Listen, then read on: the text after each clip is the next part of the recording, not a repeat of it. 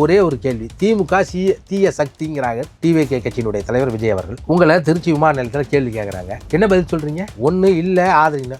ஏன் காங்கிரஸில் வாரிசு அரசியல் இல்லையாங்கிற? 2 அரசியலும் தாங்க தப்புங்கிறோம். நாங்கள் 2 அரசியல் தான் தப்பு. திமுகவை அழிச்சுவிடும் ஒழிச்சுவிடும்னு மேடையில் எல்லாம் இப்போ ரூமுக்குள்ளே தான் போய் பேசுகிறேன். முதல்ல மேடையில் பேச என்னைக்கு போய் விஜயலட்சுமி வழக்குக்காக மு.க. ஸ்டாலின் நீங்கள் தமிழக அரசு அங்கே உச்சநீதிமன்றத்தில் வந்து ஆஜராகக்கூடாதுன்னு மண்டிட்டு வந்தீங்களோ அன்னையிலேருந்து நீங்கள் பேசுகிறதெல்லாம் மக்கள் பார்த்து தான் இருக்க. நான் எதுவுமே பேசலை. விஜயை சீமானை எதிர்ப்பதற்கான காரணத்தை சொல்லுங்கள். என்ன காரணம் இருக்குது? திராவிடமும் தமிழ் தேசியமும் ஒன்றுன்னு சொல்லிட்டாரு. சீமானுடைய தலைமையை விஜய் அவர்கள் ஏற்றுக்கொள்ளாததான் சீமானுக்கு பிரச்சனை. சீமான் தலைமையை ஏற்றுக்கொண்டா அவர் வந்து திராவிடம் இல்ல தேசியமும் என் கண்கள்னாலும் சூப்பர் தம்பின்னு இருப்பார் சீமான். காங்கிரஸ் எதிர்ப்பதான் சொல்லுவார். ஆனா திருநாவுக்கரசு எங்க மாமம்பார், பொன் ராதாகிருஷ்ணன் என் அண்ணன், தமிழிசை எங்க அம்மா, திமுக இருக்கோம்ல என் அண்ணன் மாமன்னா. நாங்க வந்து அந்த கட்சியை எதிர்த்துக்கொண்டு ஊர்ல கொடியேற்ற பல பேர்த்த பயிர்த்து கொண்டு கட்சி நடத்துக்கிற நாங்க எதிரியா இருக்கணும். ஏன் சீமானுடைய பேச்சு நம்பிக்கையில்லை, விமர்சனம் அல்ல. சீமானை விமர்சனம் பண்றதில்ல. சீமான் வந்து தவறு செய்கிறார், தட்டி கேட்கிறார்கள். ஆரியமும் திராவிடம் ஒன்று அறியாத வாயில மண்ணுன்னு பேசிருக்கியே, இன்னைக்கு ஆரியம் திராவிடத்துக்கு எதிராயிடுச்சா கேட்குறேன். தமிழ் தேசிய கடப்பாறையை தூக்கி கொண்டு வந்து சீமான் என்ற பொய் பிம்பத்தை சுக்கு நூறாக்க வேண்டியது எங்க வேலை. தர்க்கம் பண்ண என்ன வெல்லவே முடியாதுன்னா தர்க்கங்கிறது தனியாக மேடையில் பேசுறது இல்லை. 2-3 பேர் உட்காந்துட்டு டிஸ்கஸ் பண்ணி இல்லையா, அதை விவாதத்துக்கு வாங்க, என் கூட விவாதிச்சா என்னை யாரும் ஜெயிக்க முடியாது. அதெல்லாம் எவ்வளவு பேர் அபத்தமான இதுங்க. அதை விவாதத்துக்கு எங்க போனீங்க? அருணன்கிற ஒரு ஐயா கிட்ட தான் கடைசி விவாதம் இவர் உட்காந்துது. அவர் கேட்குற கேள்விக்கு பதில் சொல்ல முடியாது. போயா லூசுன்ட்டார். எந்த சிறுபான்மை சமூகத்திற்கு பாதுகாப்பாக இருக்கிற ஒரு கருத்தியலை கொண்ட அந்த கருத்தியலை உள்வாங்கி கொண்டு நடக்கிற தலைவனை எதிர்ப்பதற்கு சாதி வரின்னு போட்டு நீங்கள் 5 விஷயம் எங்கள் மாமா பொண்ணு, எங்கள் மாமா இருந்தால் அனுமதிச்சிருக்க மாட்டார். பாத்திமா பர்கானாவை, தங்கச்சி தாரிகாவை, அபுபக்கர்னு ஒரு தம்பியை, ஹுசேன், அனீஸ் பார்த்தா 5 இஸ்லாமியரை பேச வைக்கிறேன். உங்களுக்கு நான் கேட்குறேன், 2019 5 இஸ்லாமியர்களை பாராளுமன்ற தேர்தல் நிற்க வச்சு நீங்கள் 2024 எத்தனை பேர்த்த நிற்க வச்சிங்க? இன்க்ளூசிவ் நியூஸ் தமிழ் நேயர்களுக்கு வணக்கம். இன்றைக்கு நேர்காணலில் நம்ம கூட இணைஞ்சிருக்காங்க தமிழக வாழ்வுரிமை கட்சியை சேர்ந்த திரு ஜெகதீச பாண்டியன் அவர்கள். நிறைய கேள்விகள் கேட்க போகிறோம், வாங்க பேசலாம். வணக்கம். வணக்கம். சீமான் மேலே வைக்கப்படக்கூடிய விமர்சனங்கள் அப்படின்னு பார்த்தா, பொதுவாக அவர் வந்து திடீர்னு இப்போ வந்து திமுகவுக்கு ஆதரவாக பேச ஆரம்பிச்சிட்டாரு. அதாவது திமுகவை எதிர்ப்பதே இல்லை, விஜயை எதிர்ப்பதை மட்டுமே வேலையாக வைத்திருக்கிறார். பாருங்க, காங்கிரஸ் எதிர்ப்பதா சொல்லுவார். ஆனால் திருநாவுக்கரசு எங்கள் மாமம்பார். இப்போ கட்சிங்கிறது வந்து உயிர் இல்லாத ஒரு ஜடம் கிடையாது. கட்சின்னு என்ன சத்தியமூர்த்தி பவன் கட்டடமா, காமராஜர் அரங்கமா? அங்கே இருக்கிற மக்கள் இல்லையா?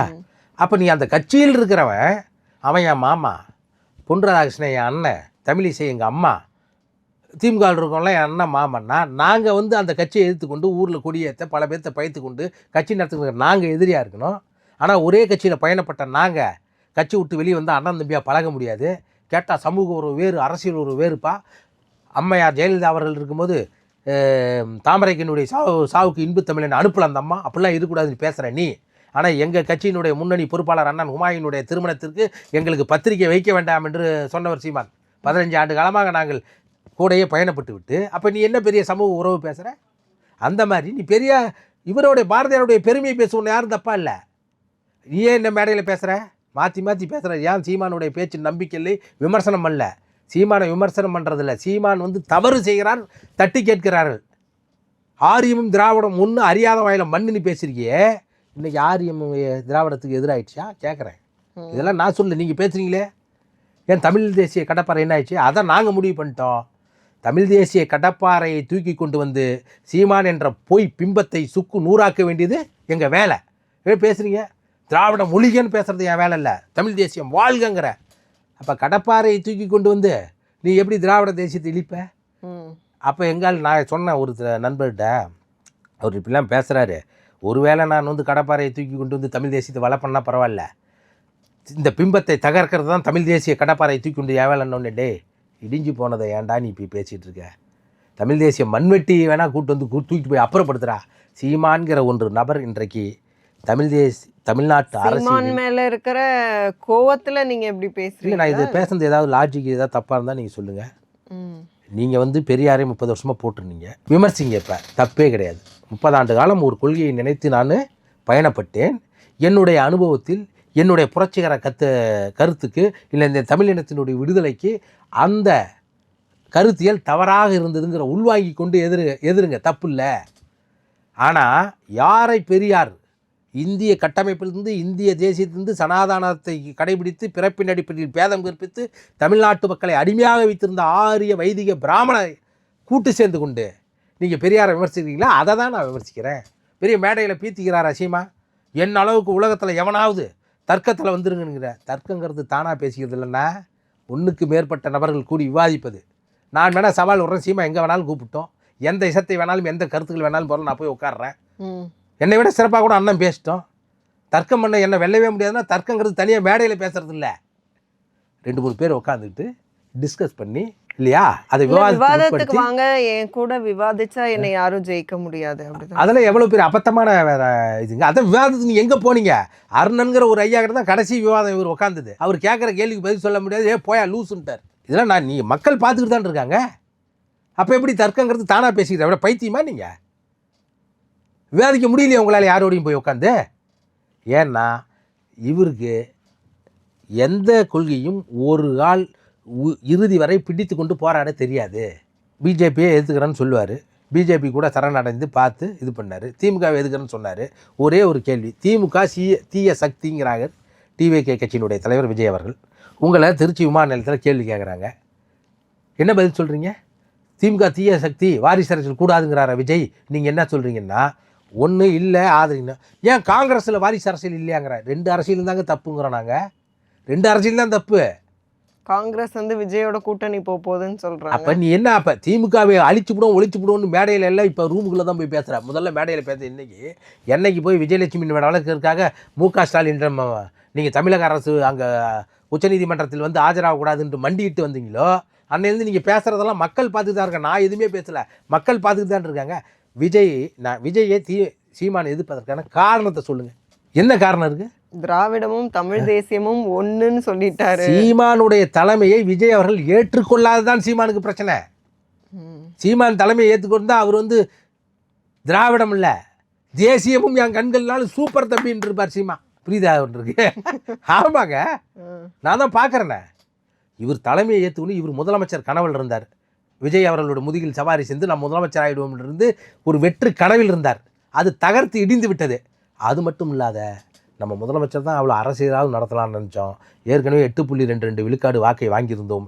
இந்த தேர்தலில் கட்டாயமாக 4 விழுக்காடுக்கு கீழே போய்விடுவோம். காரணம் நாம் மாற்றி மாற்றி பேசியதாலும் இன்றைக்கு பெருவாரியான மக்கள் சக்தி இருக்கிற டிவிகேனுடைய தலைமையும் அந்த டிவிகே உறுப்பினர்களையும் காசு அப்படிங்கிறது பிரதானமாயிடுச்சு. 100 விழுக்காடு அவர் அப்படி ஆகிட்டார். அது நாங்கள் இருக்கும்போது 2019 முதலாக இவர் மாற்றுக் கட்சியிலும் பணம் வாங்கி கொண்டது எங்களுக்கு பின்னாடி தான் தெரியும். பல பேட்டியில் நான் சொல்கிறீங்கன்னே இல்லைன்னு மறுக்க வேண்டியதானே சீமான்.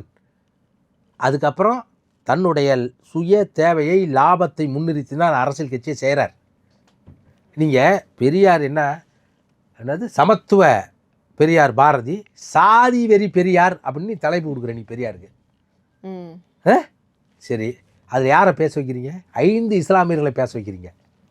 எந்த சிறுபான்மை சமூகத்திற்கு பாதுகாப்பாக இருக்கிற ஒரு கருத்தியலை கொண்ட அந்த கருத்தியலை உள்வாங்கி கொண்டு நடக்கிற தலைவனை எதிர்ப்பதற்கு சாதி வெறின்னு போட்டு நீங்கள் 5 இஸ்லாமியர், எங்கள் மாமா பொண்ணு, எங்கள் மாமா இருந்தால் அனுமதிச்சிருக்க மாட்டார். பாத்திமா பர்கானாவை, தங்கச்சி தாரியாவை, அபுபக்கர்னு ஒரு தம்பியை, உசேன்னு, அனீஸ் பார்த்தா 5 இஸ்லாமியரை பேச வைக்கிறேன். உங்களுக்கு நான் கேட்குறேன், 2019 5 இஸ்லாமியர்களை பாராளுமன்ற தேர்தல் நிற்க வச்ச நீங்கள் 2024 எத்தனை பேர்த்த நிற்க வச்சிங்க? உங்களுடைய கட்சியினுடைய லாவிலே சட்ட திட்டத்திலேயே இஸ்லாமியரிடம் கிறிஸ்துவரிடம் எச்சரிக்கையாக இருக்க வேண்டும் சட்டத்தை ஏற்ற வச்சிங்க. நீங்கள் அப்போ நடிக்கிறீங்களா? நீங்கள் அதெல்லாம் பார்க்க வந்து தான் நமக்கு வெறியாக இருக்குது. இந்த இயக்கம் எதுக்காக ஆரம்பிக்கப்பட்டது? எங்கள் தலைவர், எங்கள் தேசிய தலைவர் சிங்கள மக்களை கூட எதிராக சிங்கள பௌத்த பேரினவாத அந்த தத்துவத்தை, அந்த கருத்தியலை தாங்கி வைக்கிற இராணுவத்தை கூட அவர் மரியாதையாக நடத்தினார்.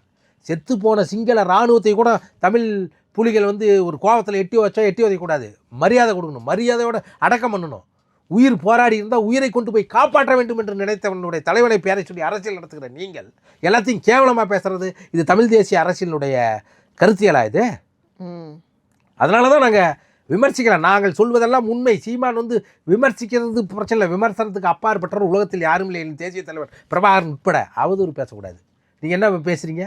இருந்தாலும் சீமான் அளவுக்கு மக்கள் பிரச்சனைகளை எடுத்து விஜய் பேசுறது இல்லை. விஜய் வந்து பேசினாலே ஸ்பீச் முழுக்க வந்து திமுக எதிர்ப்பு மட்டும்தான் இருக்குது. மக்களுக்கு தேவையான மக்கள் பிரச்சனைகளே தானே ஒரு தலைவன் பேசணும். அந்த வகையில கம்பேர் பண்ணும்போது சீமானா விஜயானா சீமான் தானே பேசுறாரு. சீமான் எத்தனை வருஷமா பேசிட்டு இருக்காரு? 35 வருஷமா பேசிட்டே இருக்காரு. சரி, மக்கள் போராட்டத்தை சீமான் எந்த போராட்டத்தையும் நடத்தியதில்லை, நடத்திய போராட்டங்களில் கலந்து கொண்டிருக்கிறார்.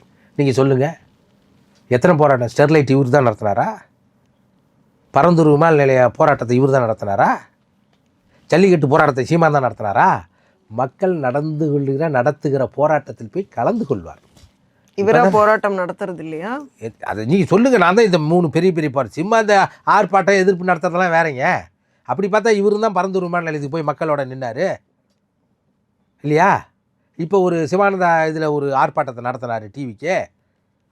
இப்போ தானே 1.5 வருஷம் 2 வருஷம் ஆகுது. ஒரு நீண்ட நெடிய இதை பார்க்கணும். சரி, சீமான் பேசி என்ன பண்ணியிருக்கார்? பேசி தனக்கான பொருளாதாரத்தை சேர்த்து கொண்டவனுடைய விளைவு என்ன?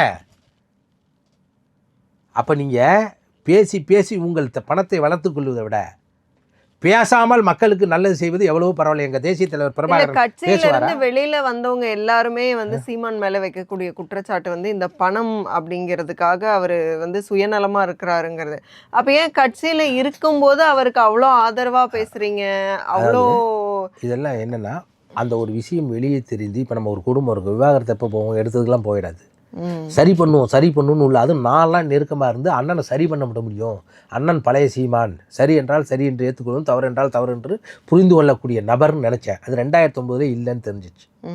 அதுலேருந்து 21லேருந்து 23 வரைக்கும் இதை சரி பண்ணி விடுவோம்னு நினச்சோம். அது முடியலன்னு தெரிஞ்சிருச்சு. அதில் நிர்வாக சிக்கல், அதை நம்ம இருந்தால் அது நம்ம கட்சிக்குள்ளே தான் பிரச்சனை. ஆனால் பாலிசி டிசிஷனே சிக்கலாக இருக்க. நீங்கள் திமுக என்ன போய் சொல்கிறீங்க? சங்கின்னா சக தோழன்றீங்க. நீங்கள் ரஜினியை வந்து அந்த அளவுக்கு கீழாகவும் நீங்கள் பேச தேவையில்லை. இந்த துரைமுருகன்லாம் வந்து ரஜினியை வந்து தமிழன் பேசுகிறாரு அப்படின்னா எங்கள் தாத்தா தப்பு பண்ணியிருக்கணும், இல்லைன்னா அவங்க ஆத்தா தப்பு பண்ணியிருக்கலாம் பேசியிருக்காரு. அதை நீங்கள் அனுமதிக்கிறீங்க. மராட்டியானா அந்த மான தமிழனான்னு பேசுகிறீங்க. சங்கினா செருப்பு கழட்டி அடிப்புன்னு செருப்பு காமிச்சிருங்க. ஆனால் திருப்பி ரஜினியை பார்த்து விட்டு வந்ததுக்கு விஜயை பகைத்து கொண்ட பிறகு சங்கினா சக தோழனுங்கிறீங்களே, எப்படி என்ன? சக தோழன், நண்பன் வேற தோழன் வேற. தோழன்னா ஒத்த கருத்தை உள்வாங்கி கொண்டு இறுதி வரைக்கும் போராட்ட களத்தில் நிற்பவன் தான். ஆனால் நண்பன் என் கூட என் கொள்கையில் இருக்கானே இல்லையாலாம் தெரிய முடியாது, ஆனால் நட்பாக இருப்பான். சக தோழன்னா டீம் பார்ட்னர்னாங்களே அம்மா தமிழிசை அவர்கள் சீமான. நானாக இருந்தால் என்ன அப்படி சொல்லாதீங்கன்னு சொல்லுவேன். நட்பாக இருக்கலாம், நான் உங்களை விட வயசில் சின்னவங்கக்கா, என்னை தம்பியாக ஏற்றுக்கொள்ளலாம், ஆனால் என்னை வந்து டீம் பார்ட்னர் சொல்லாதீங்கன்னு மறுபறிப்புக்கு வரும்னு பார்த்தா வரலையே. அப்போ நானாக வந்து விமர்சிக்கிறோம். அதில் பணம், நிர்வாக சிக்கல். எதுக்காக இந்த பணத்து விஷயத்தை சொல்கிறோம்னா, நான் கொள்கை ரீதியாக தான் சீமான விமர்சிக்கிறேன். என்னது, தமிழ்நாடு அரசு சரியாக நடக்கவில்லை, இந்திய அரசு நடக்கவில்லை, ஜிஎஸ்டி அப்படி வெள்ளை அறிக்கை கொடுக்குறீங்களே. முதலில் உங்களுக்கு கட்சி நடத்த தரவில்லை, கட்சியில் நடக்கிற நிதியை கையாள தெரியவில்லை. இதெல்லாம் ஆனால் தானே நீங்கள் போய் ஆட்சியில் உட்கார வைக்க முடியும். கட்சியை சரியாக நடத்துகிறவங்க தானே ஆட்சியை சரியாக நடத்த முடியும். சரியான வளவு செலவுகளை எவ்வளோ திரள் நிதி வாங்குறீங்களோ ஒழுங்காக கணக்கு எங்களுக்கு காட்ட வேணாம், நாங்கள் வெளியே வந்துட்டோம். குறைந்தபட்சமும் கட்சியில் இருக்கிறவனுக்கே நீங்கள் காமிக்கிறது இல்லைங்கிறதான சொல்கிறோம், உண்மை தானே சொல்கிறோம். விமர்சனம் அப்புறம் கட்சி விட்டு எதுக்கு வெளியே உள்ள. இப்போது இருக்க நிலைமையில் 8.82 விழுக்காடு வாங்கி கட்சி அங்கீகாரம் பெற்றதில் நான் கள்ளக்குறிச்சி பாராளுமன்றத்தில் நின்று பெற்றுக் கொடுத்த வாக்கும் அடக்கம். அதில் அப்படின்னா நான் சீமானை சகித்து கொண்டு செய்கிற தப்பையெல்லாம் நான் ஏற்றுக்கிட்டு நான் உள்ளே இருந்திருப்பேன். தன் கட்சியில் நடக்கிற தவறுகளை சுட்டி காட்ட முடியாதவன் எப்படி மாற்று கட்சியில் இருக்க தவறை நீ தட்டி கேட்க முடியும்? வீட்டில் இருக்கிறது 3 பேர், 5 கார் வச்சுருக்கீங்க நீங்கள். ஒரு தலைவன் என்பவன் அணுகுவதற்கு எளிமையாகவும் பழகுவதற்கு இனிமையாக இருக்கணும். நீங்கள் என்ன பெரிய இந்த நாட்டுக்கு அப்படியே சேகுவரா ஃபெடல் கேஸ்ட்ரோ மாதிரி இந்த அமைப்பு அப்படித்தானே பண்ணுறாரு. ஏங்க, விஜயினுடைய மக்கள் செல்வாக்கு இருக்கிறதும் சீமானுடைய இருக்கிறதும் நீங்கள் சிந்திச்சு பார்க்கணும்ல. நான் என்னன்னா, விஜய் வந்து பிரபாகரனை தலைவராக ஏற்றுக்கொண்டவர் அல்ல. ஆனால் நீங்கள் தான் எளிமையின் நொடியும் உயிர் போட்டு கொடுத்து இருக்கிறோண்டி. அதாவது நீங்கள் ஏன் தப்பு பண்ணுறீங்கன்னா, இன்னொருத்தன் தப்பு பண்ணுறான் அதனால தப்பு பண்ணுறேன்னு சொல்லக்கூடாது. ஏங்க திமுக இருக்கவங்க 3 பொண்டாட்டி கேட்டுருங்க, ஏடிஎம்கே இருக்க 2 உங்களை கேட்டால் அவங்கெல்லாம் கட்டுறீங்களான்னு நீங்கள் சொல்லக்கூடாது. ஒழுக்கமே உருமான ஒற்றை தலைவன் தமிழ் தேசிய தலைவர் பிரபாகரனை உள்வாங்கி கொண்டு கட்சி நடத்துகிற நீங்கள் ஒழுக்கமாக இருப்பது உங்கள் கடமையை ஒழிய இன்னொருத்தன் ஒழுக்கம் தவறி நடக்கிறாங்கிறத சுட்டி காட்டுறது வேலை இல்லை. அவன் தப்பு செஞ்சான், நான் தப்பு செய்கிறங்கிறதுக்கு. அப்போ இதெல்லாம் நான் சுட்டி காட்டுறேன். ஆடம்பர அரசியல் தானே. ஏது உங்களுக்கு பணம்னு கேட்குறேன். நான் 2010 கட்சி ஆரம்பித்தது இது வரைக்கும் நான் செய்த படங்களுடைய வேலை, என்னுடைய இன்கம் டேக்ஸ் எல்லாம் பாருங்கள், நான் பேப்பர் சப்மிட் பண்ணுறேன். உங்களுக்கு என்ன வருமானம் வருது சொல்லுங்கள். இப்படி நடக்கிற போது மக்கள் கட்சியில் இருக்கவோ மாற்று கட்சியில் இருக்க பார்ப்பான்ல. ஊழல் எங்கே நடக்குது? தன் வருமானத்துக்கு மீறி அத்தியாவசிய பொருட்கள் இல்லாமல் ஆடம்பர பொருளுக்கு ஆசைப்பட்டு இன்னொரு அனுப்பியிருப்பது நீங்கள் படத்தை வாங்குகிற போது கொள்கையை சமரசம் செய்து கொள்கிறீர்கள், தப்பை தட்டி கேட்க மாட்டீர்கள். அப்போ நீங்கள் ஊழல்வாதியே ஆயிடுறீங்க. அப்போ கட்சியில் வளர்கிற போதே நீங்கள் அவ்வளோ உறுதியாக இருக்கணுமே. சொந்த காட்சி வசூல் பண்ணி வச்சுட்டு இடுப்பில் வச்சுக்கிட்டு டீ குடிக்க காசு இல்லாத அது உழைப்பாளர்கள் தொழிலாளர்களுடைய கட்சி இன்னும் மயங்கி உளுந்த ஜீவானந்தத்தை இங்கே முன்மாதிரியாக வச்சுக்கிட்டு இருக்க கட்சிகள் இருக்கா இல்லையா? அதை தான் நாங்கள் சுட்டி காட்டுறோம். ஒரு தலைவனுக்கு ஏன் ஆடம்பரம் வேணாங்கிறத பாதுகாப்பு வேறு ஆடம்பரம் வேறு. விஜய் அவர்கள் வந்து இவர் மாதிரி சம்பளம் 200 கோடிக்கு சம்பளம் வாங்கிட்டு இருக்காரு எல்லா படத்துலையும் இல்லையா? மக்கள் செல்வாக்கிலே இன்னைக்கு உள்ளே போகிறான். சாதாரணமாக ஒரு படப்பிடிப்பு போனாவே ஒரு சேஃப்டியாக கையை கீரை போட்டுருவாங்க. ஒரு ஷூட்டிங் நடந்துருக்கோம், அது கை கீரல் ஒன்றாயிடாது. ஒரு ஷாட்டில் ரத்தம்லாம் இருக்கும், திருப்பி ரத்தம் வரும், கட்டு போடுவான். இந்த பிரச்சனைலாம் இருக்கு இல்லையா? அதனால் ஒரு பாதுகாப்பு இருக்கிறது வேற. அப்புறம் இன்னொன்று, அவரு ஏன் இப்படி இருக்காரு அதனால நான் இப்படி இருக்குன்னு சீமான் சொல்லவே கூடாது. ஏன்னா நீங்கள் தான் வந்து உலகத்தில் இருக்க எல்லா தலைவர்களுடைய அரசியல் பொன்மொழிகளையும் மேடைக்கு முழங்குறீங்க. அவங்க என்ன சொன்னாங்கன்னு இவரால் சொல்ல முடியும், ஏன் சொன்னாங்களான்னு சீமானால் சொல்ல முடியாது. மனப்பாடம் பண்ணிட்டு பேசுறது வேற. எங்கள் தலைவர் தேசிய தலைவர் பிரபாகரன் இருக்காரா, அவர் பெரிய அளவு சீமான அளவுக்கு பேச்சாளர் கிடையாது, செயல்பாட்டாளர். ஒருவன் பேசுவதால் அவனை வைத்து நம்ம முடிவு பண்ணிடக்கூடாது. அவன் செயலால் தான் செயல்ல தான் காமிக்கணும்னு நினைக்கிறாரு, பேச மாட்டேங்கிறாருன்னு சொல்றாங்க. அந்த மாதிரி இவரும் செயல் தலைவர்னு எடுத்துக்கலாமா? அதுதான் சொல்றேன் நான், செயலில் தான் ஒருத்தர் நிரூபிக்கணும். நீங்க திமுகவில் வந்து பேச்சாளர்னா நீங்க யாரை எடுப்பீங்க? வெற்றி கொண்டான், விடுதலை மீது மாதிரி கலைஞர், அன்பழகன், எத்தனையோ பேர் செயல்பட்டு இருந்தாங்களா இல்லையா? கம்யூனிஸ்ட் கட்சியில் தாப்பாண்டின்னு ரொம்ப சிறப்பாக பேசுவார். கேடிகே தங்கமணி அவர் அளவுக்கு பேச மாட்டார், மிகப்பெரிய தியாகத்துக்கு சொந்தக்காரர். நல்லகண்ணையா தாப்பாண்டியன் அளவுக்கு பேச மாட்டார், மிகப்பெரிய செயற்பாட்டாளர் இல்லையா? நீ ஆராசா பேசுவார், சிவா பேசுவார், மீதி எல்லாம் அந்த இயக்கம் இருக்கு இல்லையா? ஒவ்வொரு இயக்கத்திலையும் பேச்சாளர்களும் இருப்பாங்க, அதோடு சேர்ந்து செயலும் இருந்தால் சிறப்பு. அதனால் நீ பேசி இந்த மக்களுக்கு என்ன செய்யறங்கிறதா முக்கியம். முடிய பேசி தன் கட்சியின் கொள்கையை விலை பேசி விற்பதல்ல இங்கே முக்கியம். அதுக்கு நீ பேசாத அமைதியாக இருக்கலாங்கிறதா என் கருத்து. மிக்க நன்றி உங்களுடைய நேரத்துக்கும் உங்களுடைய கருத்துகளுக்கும். மீண்டும் இன்னொரு சந்தர்ப்பத்தில் பேசலாம். நன்றி. சந்திக்கலாம். நன்றி.